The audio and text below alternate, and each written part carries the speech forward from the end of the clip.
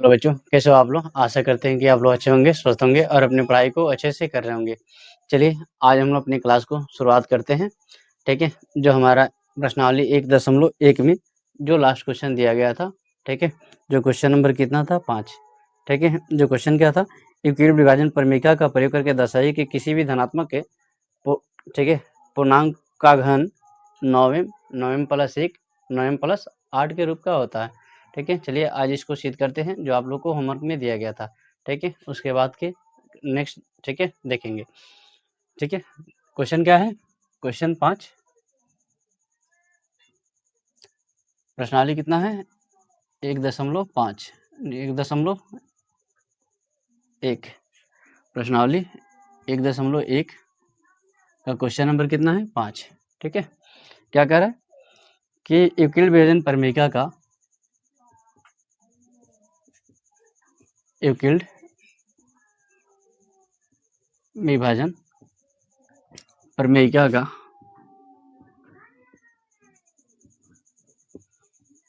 का प्रयोग करके दर्शाइए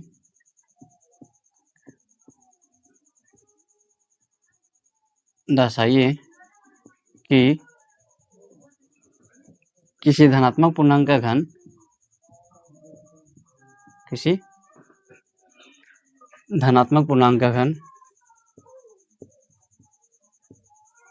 धनात्मक पूर्णांक का घन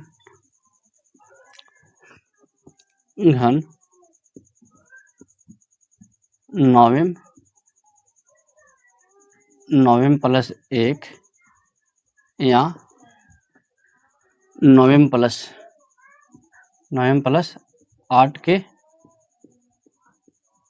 रूप का होता है। ठीक है, चलिए हम लोग देखते हैं हमारा बी क्या हो जाएगा 9 हो जाएगा। ठीक है ना, तो सबसे पहले लिखते हैं माना कि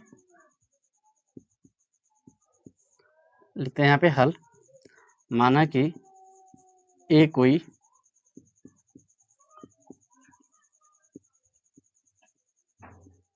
धनात्मक पूर्णांक है तथा b इक्वल टू कितना यहाँ पे m। ठीक है ना, यानी b इक्वल टू कितना हो गया 9m की जगह 9। तो यूक्लिड विभाजन प्रमेयिका का प्रयोग करेंगे। ठीक है, तो लिखेंगे यूक्लिड विभाजन प्रमेय के अनुसार a को b से विभाजित करने पर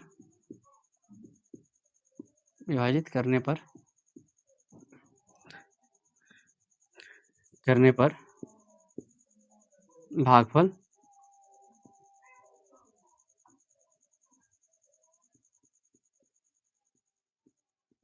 q तथा शेषफल r प्राप्त होंगे।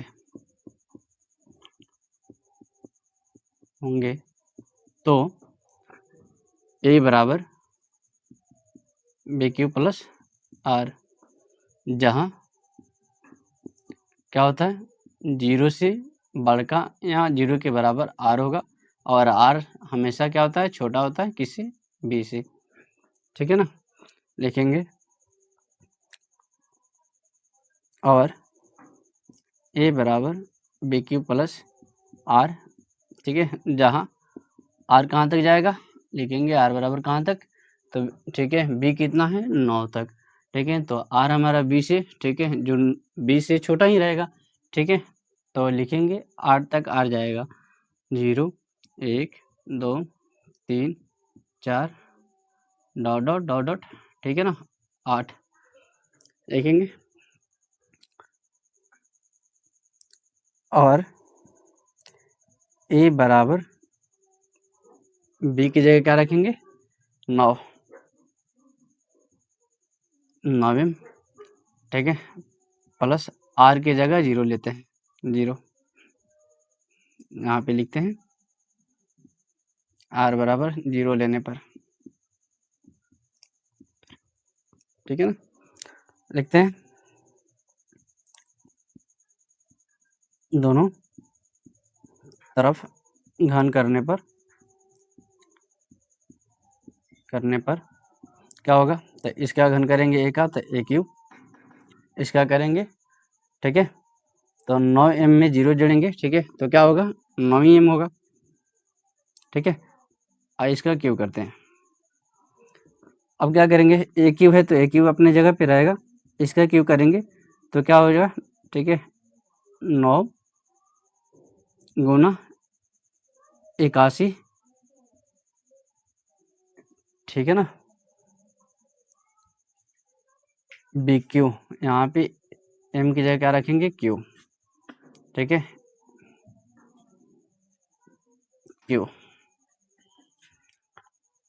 यहाँ पे क्यू क्या करेंगे 9 का, ठीक है, क्यू करेंगे तो कितना होगा 729, तो 729 में से क्या कर रहे हैं 9 को कॉमन ले रहे हैं, और यहाँ पे 9 का स्क्वायर यहाँ पे दे रहे हैं, यानी 3 को 9 होगा जिसमें से एक 9 यहाँ पे ले रहे हैं, और यहाँ से, ठीक है, 2 9 कर रहे हैं, जो 9 को स्क्वायर करेंगे तो कितना हो जाएगा 81, और क्यू का क्यू मारेंगे तो क्यू, ठीक है ना। अब क्या करेंगे, यहाँ पे इसके बदले हम क्या करेंगे m मान लेंगे, तो लिखेंगे और ए क्यू बराबर, ठीक है, 9 तो रहेगा, यहाँ पे लिखेंगे, यहाँ पे इसके सामने कि 81 क्यू बराबर m माना, ठीक है ना। अब क्या करेंगे, इसको हटाएंगे, ठीक है, 81 क्यू, ठीक है, क्यू को नहीं हटाएंगे, यहाँ पे m दे देंगे, तो क्या हो जाएगा 9m बराबर ए क्यू, ठीक है ना। चलिए नोट कर लीजिए, फिर आगे देखते हैं। चलिए देखते हैं, जब हम लोग, ठीक है, आर बराबर क्या रखे थे 0 रखे थे, ठीक है, तो आर बराबर 0 रखे थे तो इतना मिला था। अब हम लोग रखते हैं आर बराबर 1, ठीक है ना, तो यहाँ पे लिखते हैं ए बराबर बी क्यू प्लस आर, ठीक है, यहाँ बी की जगह क्या था 9, ठीक है, 9 क्यू प्लस आर बराबर, ठीक है, 1 लेते हैं, और लिखते हैं आर बराबर 1 लेने पर अब दोनों तरफ क्या करेंगे घन, ठीक है, तो यहाँ पे ए क्यू, और इसका भी क्या करेंगे, ठीक है, यहाँ पे निचला स्टेप में लिख लेते, यहाँ पे ए क्यू बराबर 9 क्यू प्लस 1 का होल क्यू, ठीक है।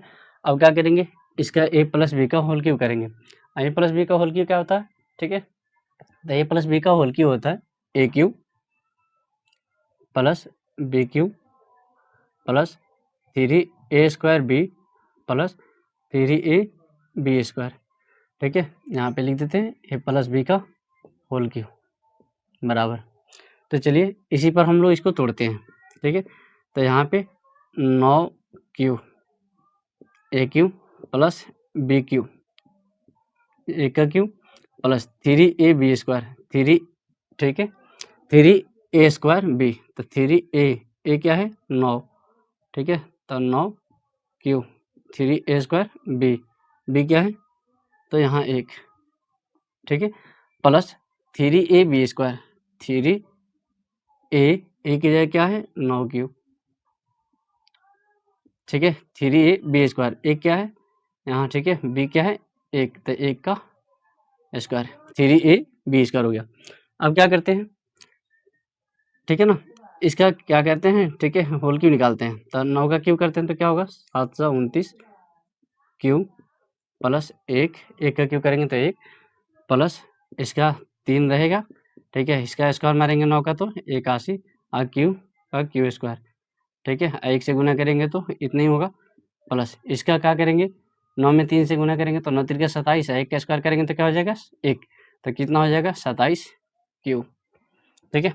अब क्या करते हैं, हमें लाना है क्या, हमें लाना है 9m प्लस 1, ठीक है, तो क्या करते हैं यहाँ से 1 को इधर लाते हैं बस सबसे पहले, तो यहाँ पे लिखेंगे 729 क्यूब प्लस, ठीक है ना, यहाँ गुना करेंगे तो 3 करें 3, 3 बटे 24 क्यूब स्क्वायर और प्लस इस 27 क्यूब, ठीक है, और प्लस 1। अब क्या करेंगे, इसमें से, ठीक है, 9 कॉमन लेते हैं। तो इसमें से जब 9 कॉमन लेंगे तो यहाँ पे निकालते हैं 9, ठीक है, क्योंकि हमें 9m प्लस 1 चाहिए, तो यहाँ पे काटेंगे, ठीक है, तो क्या होगा 9 बटे 72, 9 एक 9 और क्यूब स्क्वायर रहेगा, ठीक है ना, क्यूब स्क्वायर नहीं क्यूब प्लस इसको काटेंगे 9 से तो 9 दूना 18, ठीक है, 6 इधर आएगा तो 9 सत्ते 63 और क्यूब स्क्वायर प्लस इसको काटेंगे तो 3 बार में कटेगा, 9 त्रिके 27 और क्यूब और प्लस 1। अब यहाँ पे लिखेंगे, ठीक है ना, यहाँ पे 81 cube plus 27 cube square plus 3 cube बराबर m माना, ठीक है ना। अब क्या करते हैं, जब इतना बराबर हम लोग क्या मान लिए, m मान लिए, ठीक है, तो यहाँ 9 गुना m और प्लस 1, तो यहाँ क्या प्राप्त होगा 9m प्लस 1, ठीक है। इसको इस चीज़ को यहाँ पे लिखते आते हैं ए क्यू, ठीक है, ए क्यू,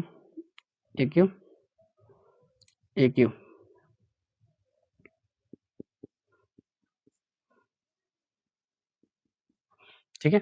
चलिए अब देखते हैं r बराबर 2 लेकर, ठीक है ना, यहाँ पे लाते हैं और लिखते हैं r बराबर 2 लेकर, r बराबर 2 लेने पर तो क्या है a बराबर, ठीक है, 9 क्यू प्लस 2 और दोनों तरफ क्या करते हैं घन करते हैं, ठीक है, लिखेंगे यहाँ पे लिख भी देते हैं दोनों तरफ घन करने पर, ठीक है, तो ये क्या हो जाएगा ए क्यू, ये क्या हो जाएगा 9 क्यू प्लस 2 का क्यू। अब क्या करेंगे सेम यहाँ भी क्या करेंगे a प्लस बी का होल क्यूब निकालेंगे, ठीक है, तो a प्लस बी का होल क्यूब निकालेंगे तो ये क्या होगा ए क्यूब, तो 9 का, ठीक है, 9 क्यूब का क्यूब प्लस 2 का क्यूब, तो a cube plus b cube plus 3ab square, 3ab square नहीं 3a square B, 3a square B, तो 3a क्या है 9 क्यूब, तो 3a स्क्वायर बी की जगह क्या है 2 प्लस 3ab स्क्वायर, तो 3a की जगह क्या है 9 क्यूब, ठीक है, बी स्क्वायर, बी क्या है, ठीक है, बी की जगह है 2, तो यहाँ पे गुना 2 का होल स्क्वायर। अब क्या करेंगे वही काम करेंगे, 9 का क्यूब निकालेंगे तो कितना होगा 729, ठीक है, क्यूब, यहाँ पे 2 का 8 और प्लस यहाँ पे देखेंगे 9 का स्क्वायर मारेंगे तो कितना हो जाएगा 81, ठीक है, यानी 3 गुना 81 क्यूब स्क्वायर, ठीक है, गुना 2 और प्लस यहाँ पे, ठीक है, 9 त्रिके 27 और 2 का स्क्वायर मारेंगे तो कितना हो जाएगा 4, तो 27 चौका कितना हो जाएगा 108, 27 चौका 108, यहाँ क्यूब है तो क्यूब। अब फिर क्या करते हैं, ठीक है, इस 8 को इधर लाते हैं क्योंकि हमें अब चाहिए, ठीक है, 9m प्लस 8 चाहिए, तो क्या करते हैं इसको इधर लेके आते हैं और इस चीज़ को इधर लेके आते हैं, तो यहाँ पे लिखते हैं 729 क्यूब प्लस 3 गुना 81, ठीक है, क्यूब स्क्वायर गुना 2 प्लस 108 क्यूब प्लस 8। क्या करेंगे अब इसमें से यहाँ तक, ठीक है, यहाँ से हम क्या करेंगे 9 कॉमन लेंगे, तो जब 9 कॉमन लेंगे तो यहाँ क्या होगा 9 कॉमन हो जाएगा तो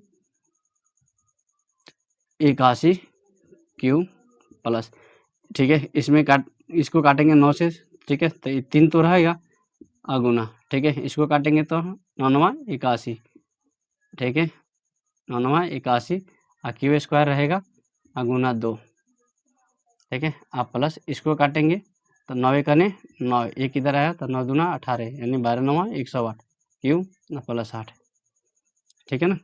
अब क्या करते हैं इतना बराबर, ठीक है, इतना बराबर हम क्या मान लेते हैं m मान लेते हैं, ठीक है, तो यहाँ क्या हो जाएगा 9m प्लस 8, यहाँ पे लिख देते हैं क्या, ठीक है, यहाँ पे लिखते हैं 81 क्यू प्लस, इसको कैलकुलेशन कर लेते हैं।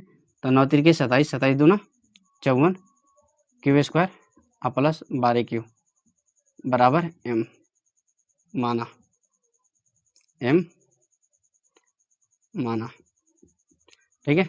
तो हम यहाँ देख रहे हैं कि ए क्यू बराबर हमारा कितना प्राप्त हुआ, ठीक है। यहाँ पे ला के लिख देते हैं ए क्यू बराबर 9m प्लस 8। तो हम लोग देखे थे जब हम लोग r बराबर 0 लिए थे तो कितना प्राप्त हुआ था, ए क्यू बराबर 9m, ठीक है। जब r बराबर हम लोग क्या लिए थे, 1 लिए थे, तो ए क्यू बराबर क्या प्राप्त हुआ, 9m प्लस 1।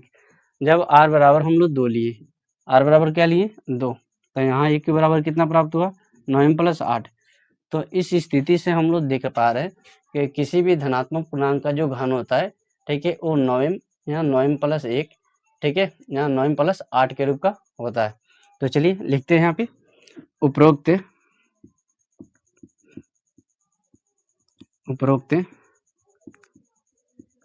प्रक्रिया से स्पष्ट होता है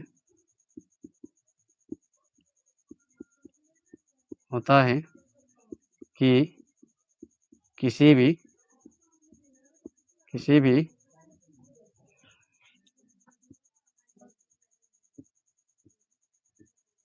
धनात्मक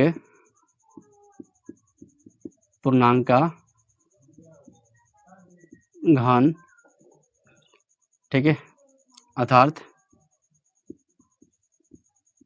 ए क्यू बराबर, ठीक है, 9m प्लस 1 या 9m प्लस 8 के रूप का होता है, ठीक है। चलिए इसको नोट कर लीजिए, उसके बाद देखते हैं जो प्रश्नावली 1.2 है उसका बेसिक, ठीक है ना। चलिए हम लोग देखते हैं, ठीक है ना। हम लोग जब स्टार्टिंग किए थे तो हम लोग पढ़े थे कि इस, ठीक है, प्रश्नावली जो एक है उसमें हम लोग पढ़ेंगे क्या, यूक्लिड विभाजन, यानी एक नंबर में था क्या, एक नंबर में था यूक्लिड विभाजन एल्गोरिथम, यूक्लिड विभाजन एल्गोरिथम,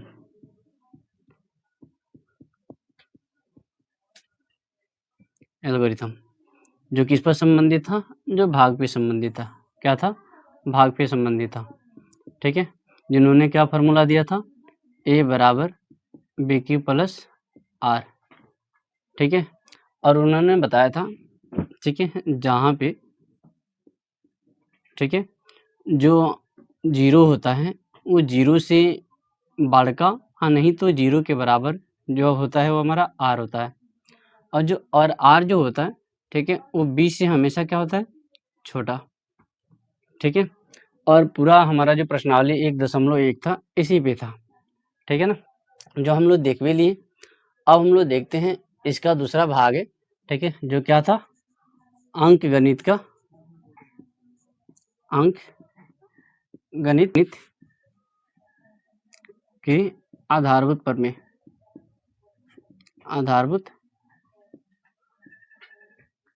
प्रमेय, ठीक है। जो हम लोग प्रश्नावली 1.1 पढ़ ली है, जो, ठीक है, सब इसी से संबंधित था, यूक्लिड विभाजन एल्गोरिथम से। और जो इन्होंने फार्मूला दिया था ये वाला, ठीक है, और इस फार्मूला से हम लोग क्या निकालते हैं, HCF, ठीक है ना। ये फार्मूला को, इस चीज़ को आप लोग याद रखिएगा, ठीक है, क्योंकि ये वाला क्वेश्चन, ये वाला जो दिख रहा है वो एग्जाम में पूछ ली जाती है, ठीक है, 1 नंबर में, ठीक है, ऑब्जेक्टिव में क्वेश्चन ही पूछी जाती है। आज हम लोग देखने चल रहे हैं अंक गणित की आधारभूत प्रमेय, ठीक है। अंक गणित की जो आधारभूत प्रमेय है वो संख्याओं से है, ठीक है। वो क्या है, तो देखिए पहला हमारा जो है, देखते हैं इससे, जो भाज्य संख्याएं होती हैं उसको अभाज्य गुणनखंड में तोड़ते हैं, ठीक है। जैसे हमारा भाज्य संख्या कहाँ से शुरुआत होती थी, 4 से। अगर 4 है तो इसको काटेंगे तो 2 गुना 2, ठीक है, क्योंकि 2 हमारा भाज्य संख्या होती है, हम लोग पढ़े भी थे। ठीक है। उसके बाद क्या होता है 6, ठीक है। तो 6 को 2 गुना 3 लिखते हैं। इसको हम इस रूप में भी लिख सकते हैं, ठीक है ना। 2 है तो 2 लिख दिए, और 2 को 2 है तो 2 को लिख दिए। उसके बाद क्या होता है 8, ठीक है। तो 2 गुना 2 गुना 2, 2 दूना 4, 4 दूना 8, ठीक है। इसको हम इस रूप में भी लिख सकते हैं, कैसे, तो यहाँ 2 की पावर 3, ठीक है। यानी 2 है, ठीक है, तो एक 2 लिख लिए, और जितना है उतना पावर चढ़ा दिया मैंने, ठीक है। हम चाहेंगे तो इसको ऐसे भी लिख सकते हैं, जैसे 4 है तो इस 4 को 2 से काटेंगे तो क बार में कटेगा, तो 2 बार में, ठीक है। तो इसलिए 4 को हमने लिखा क्या, यहाँ पे दिखाते हैं, 4 को क्या लिखा 2 गुना 2, ठीक है, यानी 2 गुना 2, और इसको पावर के रूप में दिखाया, ठीक है। 6 को भी चाहेंगे तो ऐसे ही लिख सकते हैं, 2 से काटेंगे तो क बार में कटेगा 3 बार में, ठीक है। तो 2 गुना 3 यहाँ पे लिख दिया मैंने। फिर 8 को भी सेम उसी तरह देखेंगे, 2 से काटेंगे तो क बार में कटेगा 4, 4, ठीक है। फिर कटेगा 2 से, तो 2 से काटेंगे तो 2 आएगा, ठीक है। तो इस रूप में भी ऐसे लिख सकते हैं, ठीक है ना, ठीक है। उसके बाद देखते हैं हम लोग 9, ठीक है। यहाँ पे 9 को देख रहे हैं, ठीक है। तो 2 से कटेगा क्या, नहीं कटेगा, तो कैसे से कटेगा 3 से, तो यहाँ पे लिखेंगे 3, और 3 से कटेगा तो क बार में कटेगा, तो 3 बार में, तो यहाँ पे लिख दिया 3। फिर चाहेंगे तो इसको हम क्या लिख सकते हैं, ठीक है ना, 3 का स्क्वायर। फिर उसी तरह अगर 10 को लें तो 2 गुना 5, ठीक है। और 12 लें तो यहाँ पे 2 से काटेंगे तो 6 बार में कटेगा। फिर 6 को 2 से काटेंगे तो कितना बार में कटेगा, 3 बार में। गुना पर भी देखेंगे, यहाँ गुना करेंगे तो इतना आना चाहिए, 2 दूना 4, 4 तीन 12, इतना आ गया। तो इसका मतलब हम लोग जो फैक्टर कर रहे हैं वो सही कर रहे हैं, ठीक है। और लेते हैं, जैसे 24 ले, ठीक है। तो 2 से काटेंगे तो क बार में कटेगा, 12 बार में। फिर 12 2 से कटेगा क्या, तो हाँ कटेगा, तो 1 2 और लिखते हैं। 2 से काट दिए 12 को तो कितना बार में कटा, तो 6 बार में। तो क्या 6 2 से कटेगा, तो हाँ, तो 2 लिखेंगे। कटने के बाद कितना आया होगा, तो 3। फिर गुना करके चेक करते हैं क्या इतना आया, 2 दूना 4, 4 दूना 8, 8 3 के 24, हाँ इतना आया। तो इसका मतलब हम लोग जो फैक्टर किए हैं वो सही किए हैं, ठीक है। चाहेंगे तो हम इसको, ठीक है, इस रूप में लिख सकते हैं क्या, 2 की पावर 2 गुना 3, ठीक है। फिर इसको भी 2 की पावर 3 गुना 3, ठीक है ना। एक और लेते हैं 20, ठीक है। 20 को 2 से काटेंगे कितना बार में कटेगा, तो 2, ठीक है। ठीक है, 2 से काटेंगे तो कितना बार में कटेगा, 10, 10 2 से कटता है, तो हाँ, तो 1 2 और देंगे। कटने के बाद कितना आएगा, तो 5, ठीक है। तो यहाँ पे 5 दे देंगे क्योंकि 5 हमारा अभाज्य संख्या है, ठीक है। तो 2 दूना 4, 4 पचे 20, ठीक है। 20 यहाँ, ठीक है, भाज्य संख्या है। हम लोग ये चीज़ देखें कि भाज्य संख्या जो दिया है, ठीक है, जो यहाँ पे भाज्य संख्या 4 है, 6 है, 8 है, 9 है, 10 है, ठीक है, 12 है, 24 है, इसको हम अभाज्य संख्याओं के रूप में गुणनखंड कर सकते हैं, ठीक है, यानी अभाज्य संख्याओं में तोड़ सकते हैं, ठीक है ना। तो पहला शर्त हम यहीं पे लिख सकते हैं, ठीक है ना, क्या, इन सभी गुणनखंडों में, इन सभी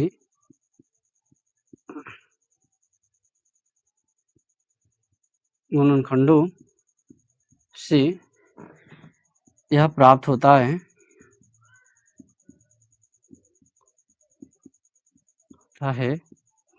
कि किसी भी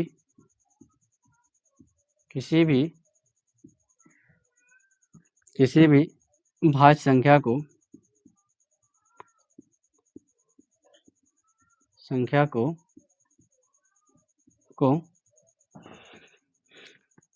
अभाज्य गुणनखंडों के रूप में, अभाज्य गुणनखंडों के रूप में खंडित किया जा सकता है, खंडित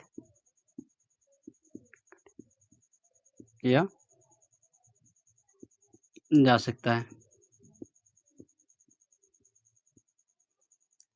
ठीक है ना।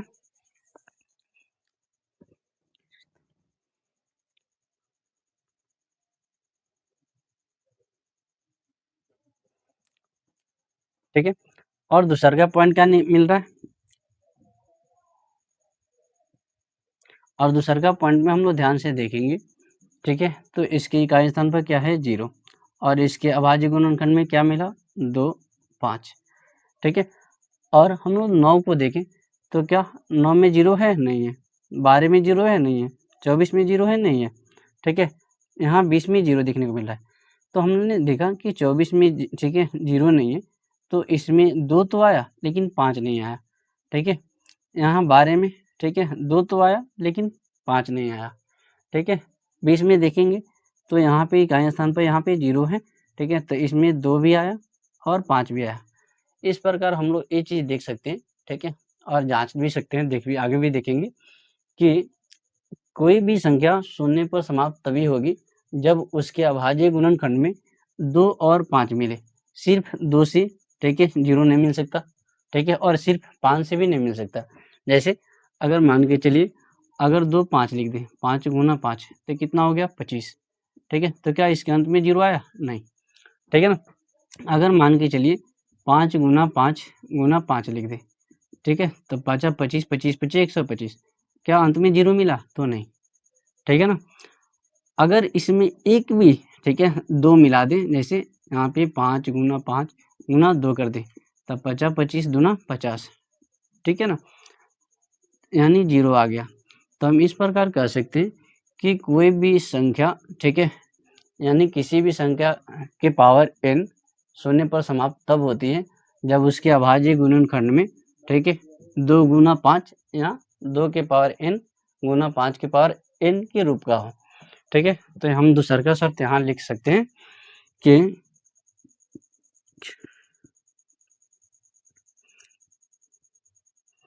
किसी भी, चाहे किसी नहीं कोई लिखते हैं, ठीक है ना, कोई भी संख्या शून्य पर समाप्त तब होती है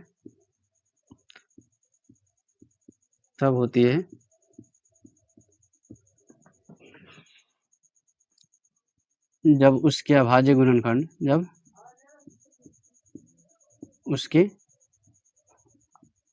गुणनखंड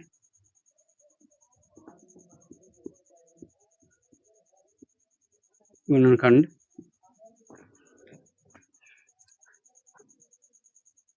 2 गुना 5 हो या 2 के पावर n गुना 5 के पावर m के रूप का हो, ठीक है। जैसे हम लोग यहाँ पे देखे भी थे क्या, अगर 2 का पावर 2 कर देंगे आप 5 के पावर भी 2 कर देंगे, ठीक है। तो 2 के पावर 2 का मतलब 2 गुना 2 और 5 के पावर 2, ठीक है, का मतलब 5 गुना 5, ठीक है।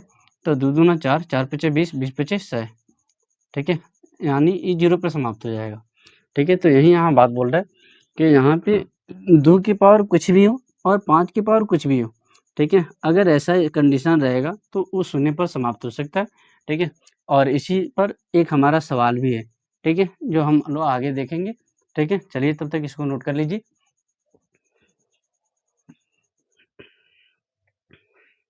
इसका तीसरा शर्त है क्या, अगर हम लोग देखें तो यहाँ पे ठीक है इस छव को देखें तो 2 गुना 3 2 गुना 3 या 3 गुना 2, ठीक है।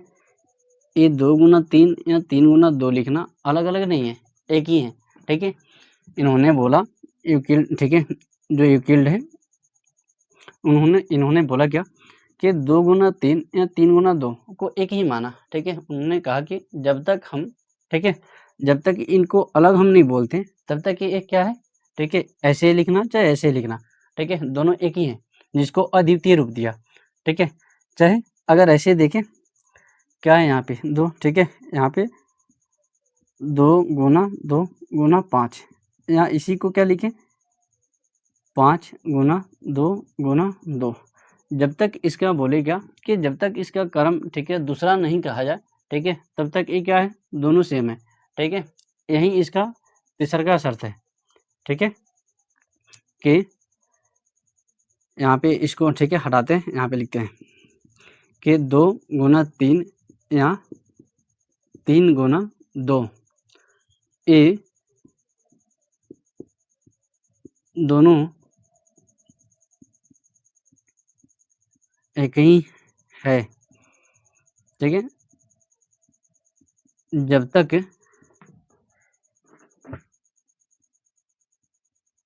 इसका क्रम निर्धारण नहीं किया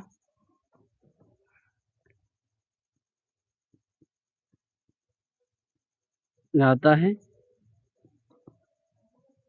ठीक है ना, किया जाता है,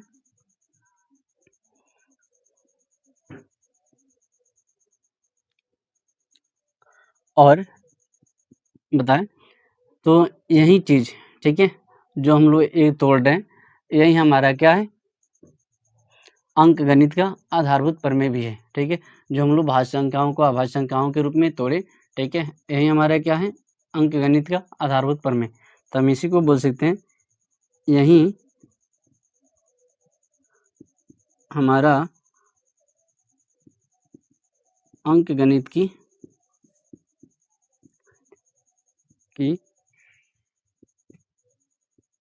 आधारभूत प्रमेय है, ठीक है ना। चलिए इसको नोट कीजिए, उसके बाद देखते हैं।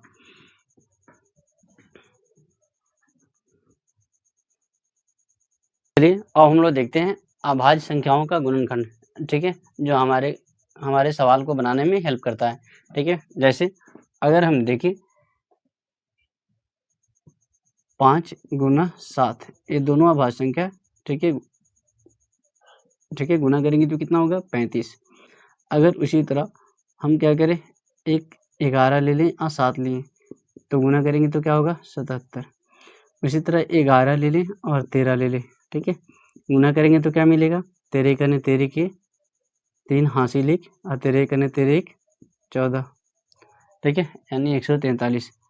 अगर उसी तरह अगर हम लोग क्या करें, 11 गुना 13 गुना 17 करें, ठीक है, तो 11 गुना 13 तो इतना मिला था, तो इसी में 17 से गुना करते हैं, देखते हैं कितना मिल रहा है, ठीक है। तो 17 × 51 के 1 हासिल, ठीक है, 5 17 चौका 68 68 5 73 73 के 3 हासिल 7 और 17 का 17 और 17 7 17 3 20 4 24, यानी 24 और 31। अगर हमारे अभाज्य गुणनखंड में, ठीक है, चाहे कोई संख्या ऐसी मिलेगा 24 और 31, ठीक है, तो हम ध्यान रखेंगे, ठीक है, कि ये 11 से 13 से और 17 से कटेगा, ठीक है ना। आगे देखते हैं, अगर 13 गुना 17 गुना 19 लेते हैं तब क्या होता है, ठीक है। तो यहाँ पे देखते हैं, 13 7 91 91 के 1 हासिल 9 और 13 का 13 और 13 7 20 2 22, ठीक है, गुना 19। क्या करेंगे, 19 से करें 19 के 9 हासिल 1, 19 दूना 38 1 39 39 के 9 हासिल 3, 19 दूना 38 38 3 38 2 40 1 41, यानी 4199, ठीक है। तो 13 गुना 17 गुना 19, ठीक है, क्या मिलेगा हमें, 4199, ठीक है ना। 11 गुना 13 गुना 17, 11 गुना 13 गुना 17, ठीक है, 2431। और क्या है, 7 गुना, यहाँ पे देखेंगे 7 गुना 11 गुना 13, ठीक है, इसको गुना करके देखते हैं कितना आ रहा, 11 7 77 77 गुना 13, 13 7 91 91 के 1 हासिल 9 और 13 7 91 91 9 100, यानी 1001। तो इसको हम याद रखेंगे, अगर कहीं 1001 मिल, ठीक है, लिखा हुआ मिले तो हम ध्यान रखेंगे कि इस 7 गुना 11 गुना 13, ठीक है, ये 7 गुना 11 गुना 13 का, ठीक है, गुणनफल है, ठीक है ना। एक और देखते हैं क्या है, 17 गुना 19 गुना 23, ठीक है ना, ये देखते हैं कितना आता है। तो ठीक है, 17 में नामा 153, ठीक है, 17 नामा 153, 53 की क्या हो गया 3, यानी 153 53 के क्या लिख दिए 3, हासिल कितना हो गया 15, और 17 का 17, और 17 15 कितना हो गया 17 15 7 5 12, ठीक है। 17 15 कितना हो गया 32, ठीक है। फिर 32 में 23 से गुणा करते हैं, ठीक है। तो 23 3 69, 69 के 9, हासिल 6, 23 दूना 46, 46 4 50, और 2 52, 52 के 2, हासिल 5, और 23 3 69, 69 5 74, 74 29। अगर हमें 74 29 दिखाई दिया तो हम समझेंगे कि 17 19 और 23 का गुणनफल है, ठीक है ना। 74 29, ठीक है ना। तो इसको खासकर किसको तो 11 गुना 13, फिर 11 गुना 13 गुना 17, ठीक है, इसको याद रखेंगे। फिर 13 गुना 17 गुना 19 जो 4199 बन रहा है, इसको याद रखेंगे। और खासकर इसको, ठीक है, इस 5 को 1 2 3 4 5 को याद रखेंगे, ताकि हमारे सवाल को बनाने में ये काफ़ी ज़्यादा हेल्प करेगा, ठीक है। चलिए पहले इसको नोट कर लीजिए।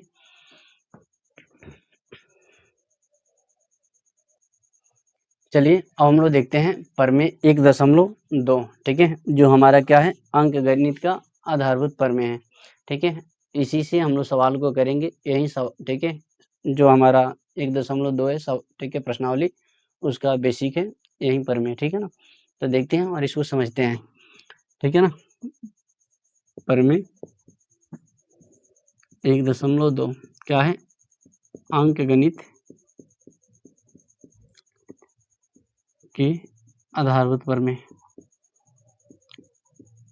आधारभूत प्रमेय, ठीक है ना। क्या कह रहा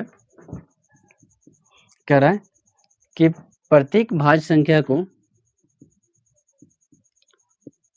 प्रत्येक भाज्य संख्या को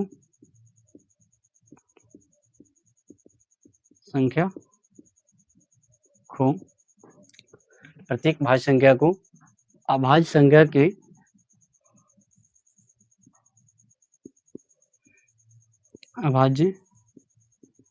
संख्या के गुणनखंड के रूप में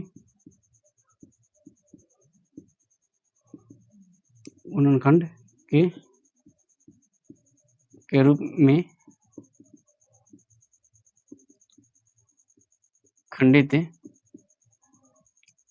किया जा सकता है, ठीक है ना। तथा यह गुणनखंड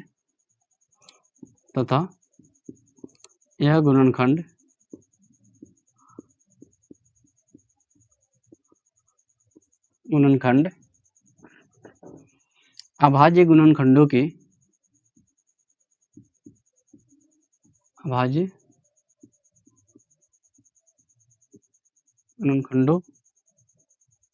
के आने वाले क्रम के बिना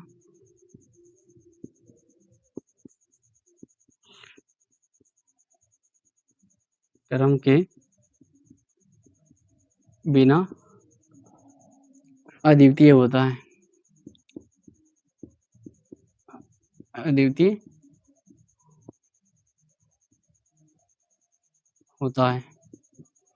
पहले इस अद्वितीय का अर्थ समझते हैं क्या होता है, ठीक है। अद्वितीय का अर्थ,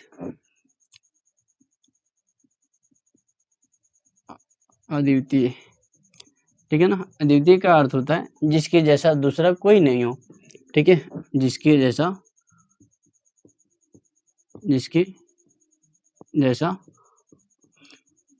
दूसरा कोई नहीं हो, ठीक है ना। जैसे एक एग्जाम्पल के थ्रू समझते हैं। अगर मान के चलिए ये 210 है, ठीक है ना। 210 को यहाँ पे, ठीक है, अभाज्य गुणनखंड करने चले तो 210 इसके इकाई स्थान पर क्या है 0, तो इसका मतलब है 2 से ही कटेगा। तो चलिए काटते हैं, 2 से काटेंगे तो 2 से कट जाता है एक बार में, इसको काटेंगे तो नहीं कटेगा, तो दोनों को पकड़ेंगे तो यहाँ पे एक 0 दे देंगे। अब देखेंगे कितना होगा 10, तो 2 से कब बार में जाएगा 5 बार में, तो 2 25 10। फिर देख रहे हैं क्या इसके इकाई स्थान पर क्या है 5, तो 2 से तो नहीं कटेगा, ठीक है। अगर नहीं कटेगा तब देखते हैं 3 से कट रहा है कि नहीं, तो 5 1 6, तो 3 से कट रहा है। तो चलिए काटते हैं। 3 यहाँ पे लिखेंगे, 3 के पारा में 10 नहीं है, तो क्या है उससे कम, तो 9 क बार में, तो 3 बार में। ठीक है, तो 1 इधर भागेगा तो कितना हो गया 15, तो 3 पचे 15, फिर काटेंगे तो 5 से 7 बार में। ठीक है, तो 210, ठीक है, बराबर क्या मिलेगा, 2 गुना 3 गुना 5 गुना 7, ठीक है ना, कराए, अर्थात इसे, ठीक है, 7 गुना 5 गुना 3 गुना 2 भी लिखना, ठीक है, अर्थात इसे इतना भी लिखना, ये दोनों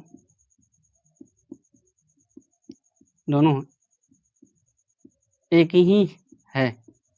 ठीक है, जब तक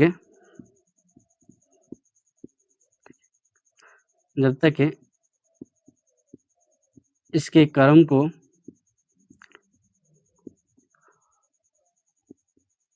दूसरा नहीं माना जाता, माना जाता। ठीक है, इस प्रमेय का कहने का यही मतलब है कि अगर इसका हम लोग अभाज्य गुणनखंड कर रहे हैं तो इसको इस रूप में भी लिखना एक ही माना जाएगा। ठीक है, जब तक इसके क्रम को ठीक है दूसरा नहीं माना जाता तब तक ये दोनों क्या है, एक ही है। ठीक है, यही हमारा अंक गणित का जो प्रमेय है दूसरा यही है। ठीक है ना, चलिए इसी को साथ हम लोग, ठीक है, क्लास को आज के समाप्त करते हैं। ठीक है, नेक्स्ट मिलेंगे, इसके जो उदाहरण है हल करते हुए और प्रश्नावली को हल करेंगे। ठीक है, चलिए ओके बाय।